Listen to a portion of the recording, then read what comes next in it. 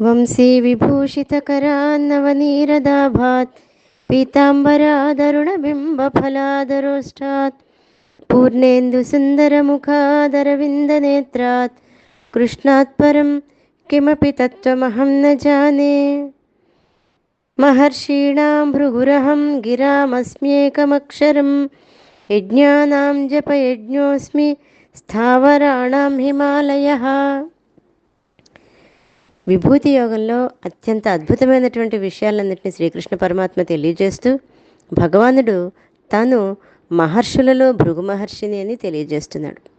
మొత్తం మహర్షులు 10 మంది అని చెప్తారు. వాళ్ళు భృగు మహర్షి, మరీచి, అత్రి, అంగిరహ, పులహ, క్రతుః, మనుర్దక్ష, పులస్త్య మొదలైనటువంటి వాళ్ళు 10 మంది మహర్షులు ఉన్నారట. ఈ 10 మంది మహర్షులలోనూ తాను భృగు మహర్షిని అని చెప్తాడు.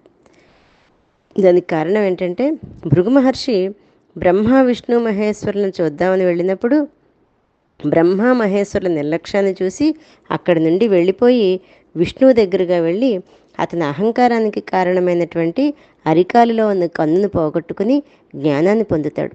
అటువంటి గొప్ప భృగు మహర్షిని కూడా తానే అని చెప్తున్నాడు.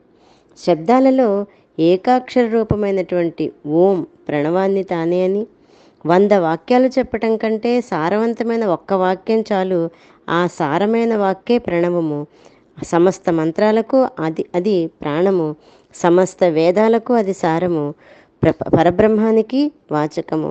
కనుక జపించేవానికి పాపాలన్నీ తొలగిపోయి మోక్షం వస్తుంది. అటువంటి ప్రణవము, అటువంటి ఏకాక్షరమైనటువంటి ప్రణవాన్ని తానే అని చెప్తున్నాడు. యజ్ఞాలలో తాను జపయజ్ఞమని తెలియజేస్తున్నాడు. స్వాధ్యాయజ్ఞము, దైవయజ్ఞము, పితృయజ్ఞము వంటి రకరకాల యజ్ఞాలు ఉన్నాయి.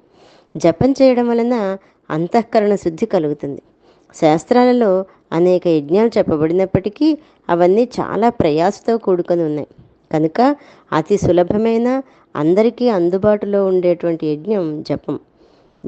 జపము అంటే జకార జన్మ విచ్ఛేద, పకార పాప పుణ్యకర్మ విచ్ఛేద.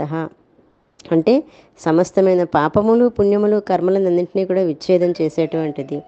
అటువంటి జపాన్ని చేయాలని చెప్తూ ఆచరణ సాధనమైన ఏ విధమైన ప్రయాస లేనిది అవడం వలన అన్ని యజ్ఞాల్లోకి జపయజ్ఞం చాలా మేంటిదని భగవానుడు తెలియజేస్తున్నాడు. ఖర్చు లేనిది, పైగా అధిక ఫలాన్ని ఇచ్చేది. ఇది మనస్సును శుద్ధం చేస్తూ అనేక జన్మల యొక్క పాపాన్ని క్షాళన చేసి బ్రహ్మజ్ఞానానికి అనుకూలంగా చేస్తుంది. కనుక యజ్ఞానాం జపయజ్ఞం అస్మి అని భగవానుడు తెలియజేయడంలో అర్థం ఏంటంటే తాను జపయజ్ఞము అని చెప్తున్నాడు. జై గురుదత్.